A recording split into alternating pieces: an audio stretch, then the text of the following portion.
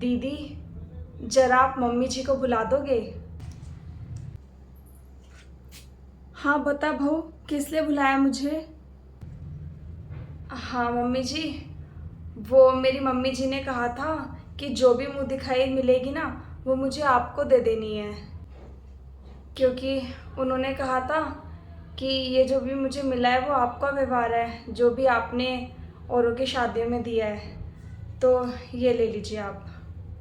तेरी माँ ने ये तो सही कहा, व्यवहार तो हमारा ही है, मिलना तो हमें ही चाहिए।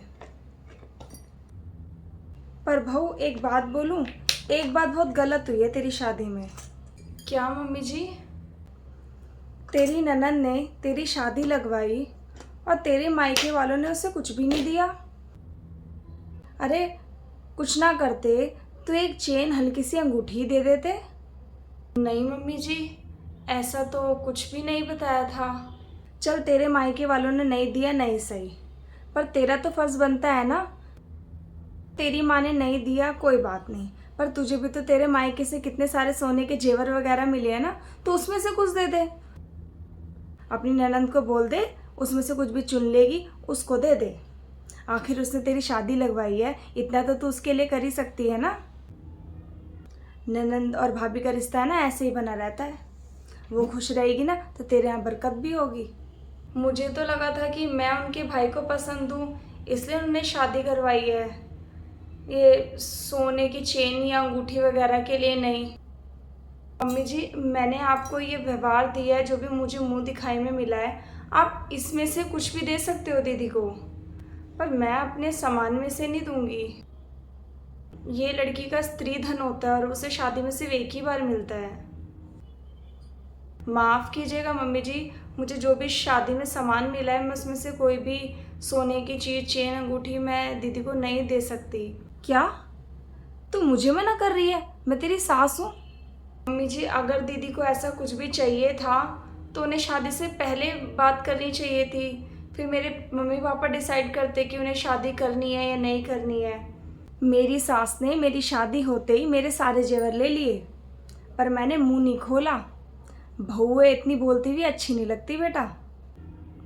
स्त्रीधन तो हमारा भी था, पर हमने तो कुछ नहीं कहा। अरे सास कुछ कह रही है ना तो उसे मान लेना चाहिए। पर ठीक है, तेरी मर्जी, तेरे जेवर है, अब हम क्या बोल सकते हैं। अभी इतना मुंह खोल रही है तू, आगे ना जाने क्या गुल खिलाएगी।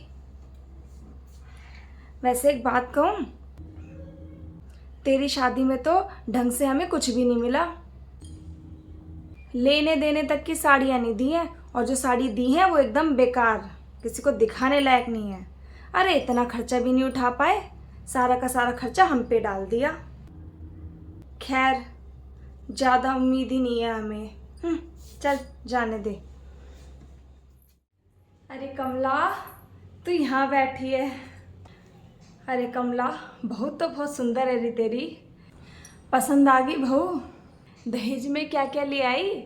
अरे बहन जी, क्या बहू आई है और क्या दहेज लाई है। केवल 3 लाख रुपए लेकर आई है। 3 लाख रुपए बोला था तो 3 ही लाख लेकर आई है। बस 3 लाख? ऊपर से कुछ नहीं लेकर आई? अरे कम से कम 5 लाख तो बनता था, हमारा लड़का सरकारी नौकरी में था, कम से कम 5-6 लाख तो देना ही चाहिए था। और ऊपर से बड़ा सामान कुछ नहीं आया। अरे सोने के जेवर भी सिर्फ अपनी बेटी को दिए, हमारे लिए तो कुछ नहीं भेजा। अरे हमने तो फोकट में भिगा दिया अपना लड़का। ये तो सही कह रही है तू। पुष्पा है ना, पुष्पा, उसकी बहू 5 लाख रुपए लेकर आई है अपने मायके से। हाँ,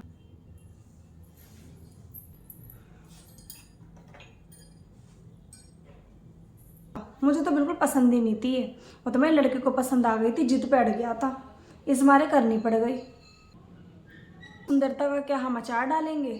अरे देने लेने तक की साड़ियाँ नहीं आई है, पर छोड़ो, अब इन सब बातों में क्या ही रखा है। आपको पसंद आई है तो अच्छी बात है। चल कमला, अब तो अपना दिल छोटा ना कर, ठीक है? अब मैं भी चलती हूँ, बहुत काम पड़ा है मुझे भी। सच कहूँ तो मुझे अब तो कुछ समझ में ही नहीं आ रहा है। सबको पता था शादी में क्या मिल रहा है, शादी से पहले सारी बातें भी हुई थी, क्या लेना है क्या देना है।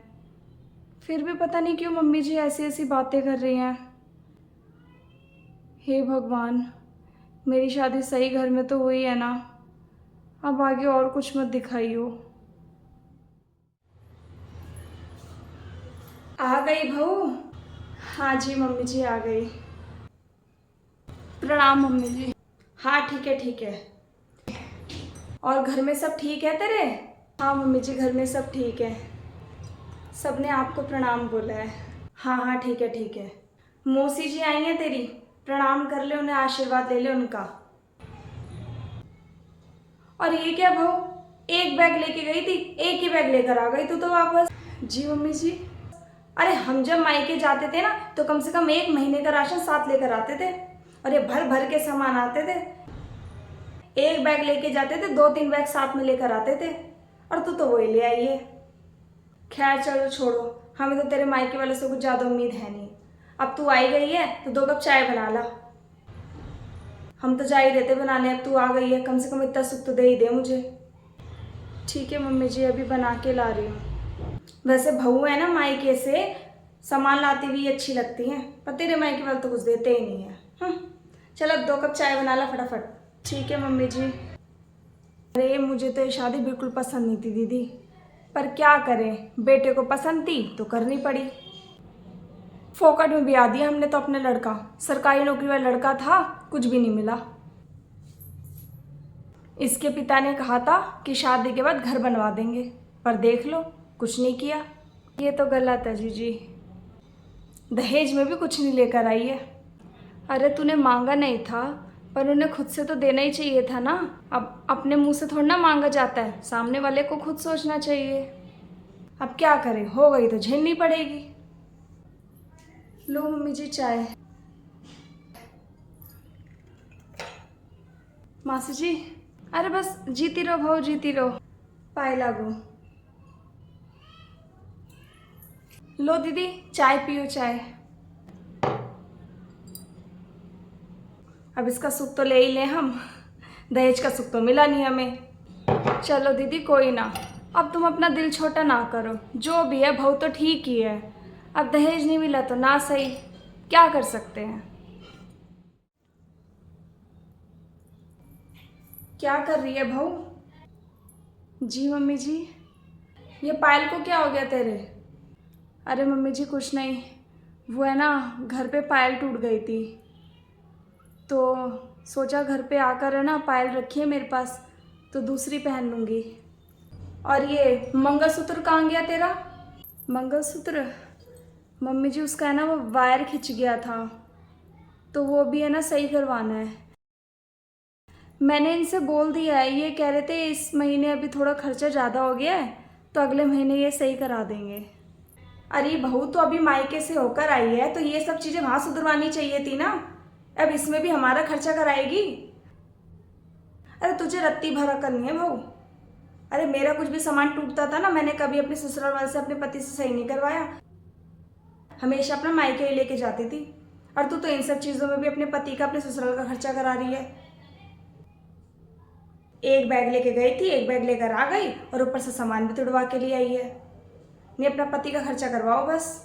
मम्मी जी जहाँ तक मुझे लगता है ना, ये पायल मंगलसूत्र बिछिया ये सब ना श्रृंगार के सामान है, और ये सब है ना शादी के बाद ही पहने जाते हैं।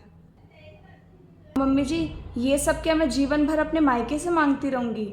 मुझे मायके से मांगना है ना अच्छा नहीं लगता। वो जो देंगे मैं खुशी खुशी ले लूँगी, पर मैं उनसे कुछ भी मांगूंगी नहीं। अगर मम्मी जी आपको बुरा लग रहा है कि मेरा मंगलसूत्र टूट गया है, मैंने नहीं पहना है, या पायल ख़राब हो गई है, तो मम्मी जी आप सुधरवा दीजिए, वरना इनको सुधरवाने दीजिए। मुझे आप लोग दोगे मैं खुशी खुशी पहनूंगी, नहीं दोगे तो शिकायत नहीं करूंगी, पर मम्मी जी मैं मायके से नहीं मांगूंगी। तेरे तो लक्षण ही अलग है, मुंह चलता रहता है, पूरी जुबान लड़वा लो तेरे से। पता नहीं क्या सोच के ब्याह दिया मैंने अपने लड़का तेरे साथ। अरे मेरे को जो लड़की पसंद थी ना, अभी उसकी शादी हुई है, भर भर के दहेज लेके गई है अपने ससुराल वो, और तू तो खाली हाथ आ गई, ऊपर से जवान भी चला रही है यहाँ पे। सही किया मम्मी जी जो आपने आज मुझसे ये बात कह दी, क्योंकि जब से मैं यहाँ आई हूँ ना आपके ताने पे ताने सहे जा रही हूँ। कभी आप किसी से बोल रहे हो कि मेरे मायके से कुछ नहीं आया, कभी आप किसी से ये बोल रहे हो कि मेरे मायके से 1 महीने का राशन नहीं आया। आप किसी न किसी रूप में ना मुझे ताने मारे जा रहे हो। और आप जो चाह रहे हो ना कि मैं अपने मायके वालों से मांगूं, तो वो तो मैं कभी नहीं करूँगी मम्मी जी। और मम्मी जी, आप तो मौसी जी से भी कह रहे थे कि आपने ये शादी इस मारे कराई है कि मेरे पापा ने आपसे बोला है कि आपको घर बना के देंगे। कब कहा मेरे पापा ने आपसे ऐसा कुछ? उन्होंने ऐसा कुछ कहा ही नहीं, तो आप फिर क्यों कहते हो औरों से ऐसी बातें?